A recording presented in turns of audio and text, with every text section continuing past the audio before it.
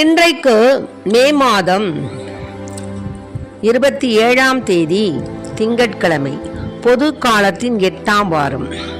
Canterbury நகர் புனித அகுஸ்தின் ஆயர் அவருடைய நினைவு விழா.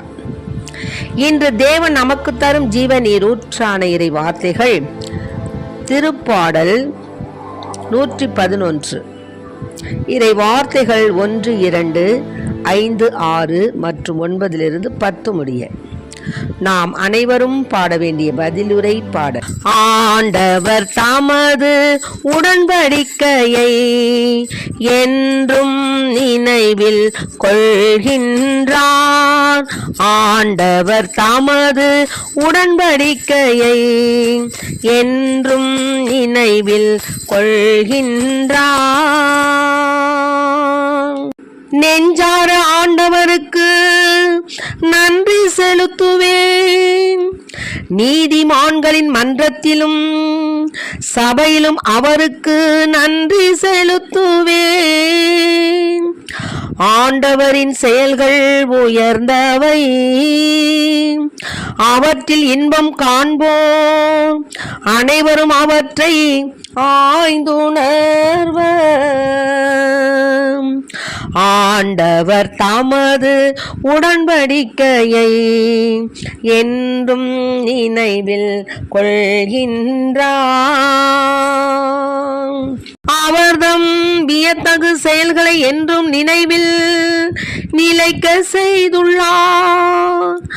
அருளும் இரக்கமும் உடையவர் ஆண்டவர். அவர் தமக்கு அஞ்சி நடப்போர்க்கு உணவு அளிக்கின்றார். தமது உடன்படிக்கையை என்றும் நினைவில் கொள்கின்றார். ஆண்டவர் தமது உடன்படிக்கையை என்றும் நினைவில் கொள்கின்றார். வேற்றினத்தாரின் உரிமை சொத்தை தம் மக்களுக்கு அளித்தார். இவ்வாறு ஆற்றல் மிக்க தம் செயல்களை அவர்களுக்கு வெளிப்படுத்தினார். அவர் தமக்கு அஞ்சி நடப்போர்க்கு உணவு அளிக்கின்றார். தமது உடன்படிக்கை என்றும் நினைவில் கொள்கின்றார். ஆண்டவர் தமது உடன்படிக்கையை என்றும் நினைவில் கொள்கின்றார். தம் மக்களுக்கு அவர் மீட்பை அளித்தார். தம் உடன்படிக்கையை என்றென்றும் நிலைக்குமாறு செய்தார். அவரது திருப்பெயர் தூயது, அஞ்சுதற்கு உரியது. ஆண்டவர் தமது உடன்படிக்கையை என்றும் நினைவில் கொள்கின்றார். ஆண்டவர் பற்றிய அச்சமே ஞானத்தின் தொடக்கம். அவர்தம் கட்டளைகளை கடைபிடிப்போர் நல்லறிவு உடையோர். அவரது புகழ் என்றென்றும் நிலைத்துள்ளது. என்றென்றும் எக்காலமும் அவை நிலை மாறாதவை. ஆண்டவர் தமது உடன்படிக்கையை என்றும் நினைவில் கொள்கின்றார். ஆண்டவர் தமது உடன்படிக்கையை என்றும் நினைவில் கொள்கின்றார். இன்றைக்கு நம் தேவன் தரும் ஜீவ நீரூற்றான இறை வார்த்தைகளை கேட்டோம். அருமையான பாடல். ஆண்டவர் தமது உடன்படிக்கையை என்றும் நினைவில் கொள்கின்றார். நம்ம மனிதரை போல கொடுத்த வாக்கு மீறாதவர் அல்ல நம் தேவன். மனிதர்கள் இன்னைக்கு ஒன்று சொல்லிட்டு நாளைக்கு சொல்லலைன்னு சொல்லலாம், நாளைக்கு சொல்லாததை சொன்னேன்னு சொல்லலாம். அது மனித இயல்பு. ஆனால் கடவுள் இயல்பு அப்படி அல்ல. மனிதர் மனிதர் நினைப்பதை விட ஆண்டவர் தமது உடன்படிக்கையை என்றும் நினைவில் கொள்கின்றார். அதான் சொல்றாரு 1 பேதுருல சொல்லப்பட்டது போல என்ன சொல்றாருன்னா 1 பேதுருல 1 ஒரு முயல் 1 சொல்றாரு, நம் ஆண்டவர் இயேசு கிறிஸ்துவின் கடவுளும் தந்தையுமானவர் போற்றி அவருடைய பேர் இரக்கத்தின்படி இயேசு என்ன பண்ணாரு, இறந்த கிறிஸ்துவ உயிர்த்தெழச் செய்தார். இறந்த இயேசுவ கடவுள் உயிர்த்தெழச் செய்தார். இவ்வாறு அவர் உயிர்த்தெழச் செய்ததுனால தான் நமக்கு புது பிறப்பு பெற்றுள்ளோம். நம்ம பாவத்திலிருந்து நம்ம புது பிறப்பு பெற்றுள்ளோம். அப்புறம் இவ்வாறு நாம் குன்றா எதிர்நோக்குடன் தான் வாழ்கிறோம், அழியாத. அதனால தான் அழியாத மாசற்ற ஒழியாத உரிமை பேரு நமக்கு கிடைச்சிருக்கு. நமக்கு விண்ணுலகில் வைக்கப்பட்டிருக்கிறது. பாருங்க, கடவுளுடைய இறப்பு மூலமாக நமக்கு புது பிறப்பு கிடைச்சிருக்கு. அப்புறம் என்னென்ன லாட்ரி பிரைஸ் கிடைச்சிருக்கு பாருங்க, பம்பர் பிரைஸு. அழியாத மாசற்ற ஒழியாத உரிமை பேர் விண்ணுலகில் வைக்கப்பட்டிருக்கு. ஆமென். அப்புறம் நம்மளுக்கு என்ன வேணும்?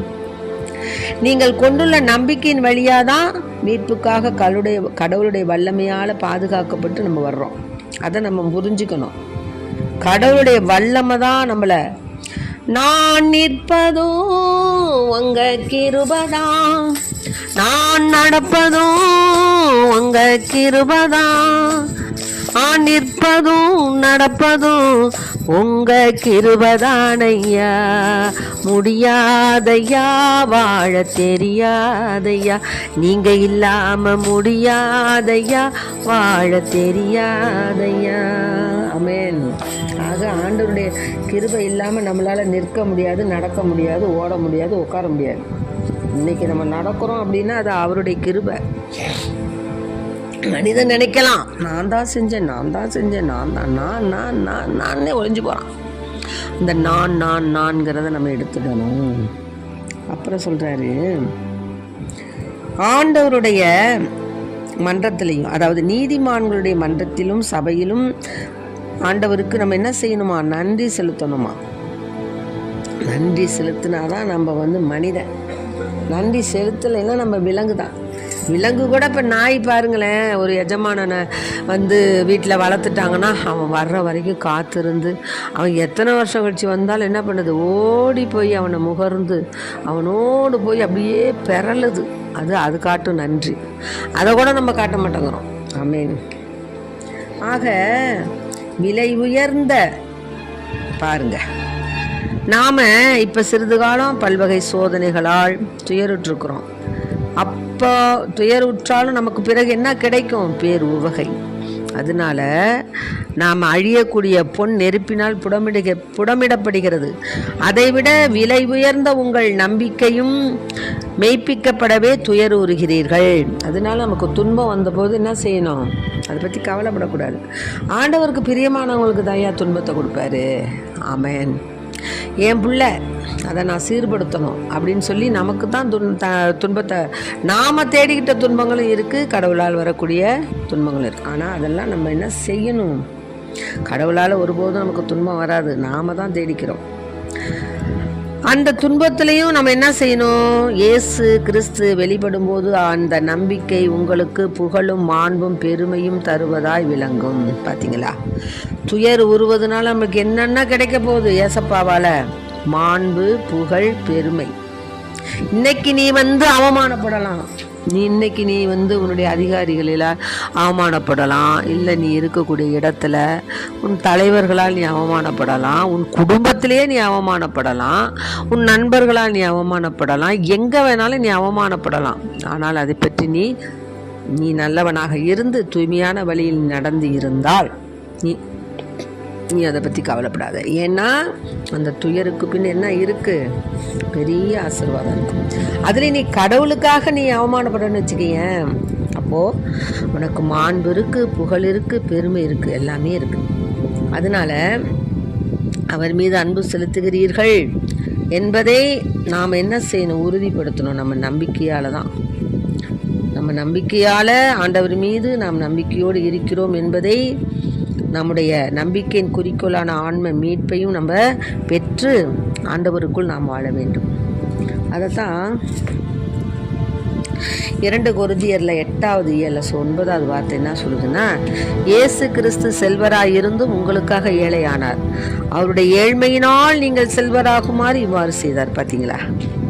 நான் இப்போ சொல்லிக்கிட்டு இருந்தேன்ல, அவமானப்படுறோம். இப்போ பாருங்கள், ஏசப்பா செல்வராய் இருந்தும் யாருக்காக ஏழ்மையானார்? நமக்காக அவருடைய ஏழ்மையில் நாம செல்வராகுமாறு அவர் என்ன பண்ணார்? ஏழையானார். அப்போ தெய்வமே இப்படி இருக்கும்போது நாம் என்ன சுஜிப்பி? யாரால எந்த அவமானப்பட்டாலும் அதை பற்றி கவலைப்படக்கூடாது. இந்த காலமும் போகும். ஆண்டவருக்குள் நம்பிக்கையாக இருந்து நம்மை அவமானப்படுத்தியவர்களுக்காக ஜெபிப்போம். அவர்களுக்கும் ஒரு நாள் மனம் திருந்தியவர்களாய் மாறும் பொழுது ஒரு ஜெனரேஷனே மாறுது. அவங்க வழியாக எல்லா விதமான ஆசீர்வாதங்களும் அவங்க பெறுகிறாங்க. அப்போது அந்த ஆசீர்வாதம் அவங்க பெறும்போது நமக்கு அதில் பங்கு உண்டு. நமக்கு கொடுக்கக்கூடிய அவமானத்தினால அவங்கள சாபமிட்டு சபிக்கிறதுனாலையோ அவங்கள பல பேர் முன்னிலையில் பேசுகிறதுனாலையோ ஒன்றும் நடக்க போகிறது இல்லை. மேலும் மேலும் நம்மளுக்கு மன அமைதி இல்லாமல் மன நெருக்கடியும் அதாவது உள்மன தாக்கமும் தான் நமக்கு ஏற்படும். அதே நம்ம அவங்களுக்காக ஆண்டவரிடத்தில் ஒப்படைச்சு அவங்களுக்காக நம்ம ஜெபிப்போம், தேவன் நமக்கு நல்லதே செய்வார். ஆகவே இதை கேட்டுக்கொண்டு இருக்க அன்பார்ந்த பிள்ளைகளை, நம் வாழ்க்கையில் எத்தனை இடர் வந்தாலும், துன்பம் வந்தாலும், எத்தனை அவமானங்கள் வந்தாலும், எத்தனை அவப்பெயர் கிடைத்தாலும் அதை பற்றி நாம் கவலைப்படாது, அதை தந்தவர்களுக்காக அவர்கள் மீது நாம் சாபமிடாதவாறு அவர்களுக்கு நாம் ஆசீரை பொழிந்து தேவனுடைய ஆசீர்வாதம் அவர்களோடு தங்கும்படியாக ஜெபிப்போம் என்றால், நீடிய நிலைத்த நமது தலைமுறைகளும் ஆசீர்வாதம் பெற்ற பிள்ளைகளாக மாறுவார்கள். ஆகவே அன்பு பிள்ளைகளே, இன்று முதல் ஒரு உறுதி எடுத்துக்கொள்வோம். நம்மை துன்புறுத்தியவர்களை, நம்மை காயப்படுத்தியவர்களை, நம்மை உள்மனக்காயம் ஏற்படுத்தியவர்களை, நமக்கு தீமை செய்தவர்களை, நமக்கு அவமானம் தந்தவர்களை, நம்மை அவமதிப்புக்கு உள்ளாக்கினவர்களை, நம்மை புறக்கணித்தவர்களை, நம்மீது எதிர்மறையான கருத்து உள்ளவர்களை மன்னிப்போம். அவர்களுக்காக நாம் தேவாதி தேவன் ராஜாதி ராஜாவிடம் ஜெபிப்போம்.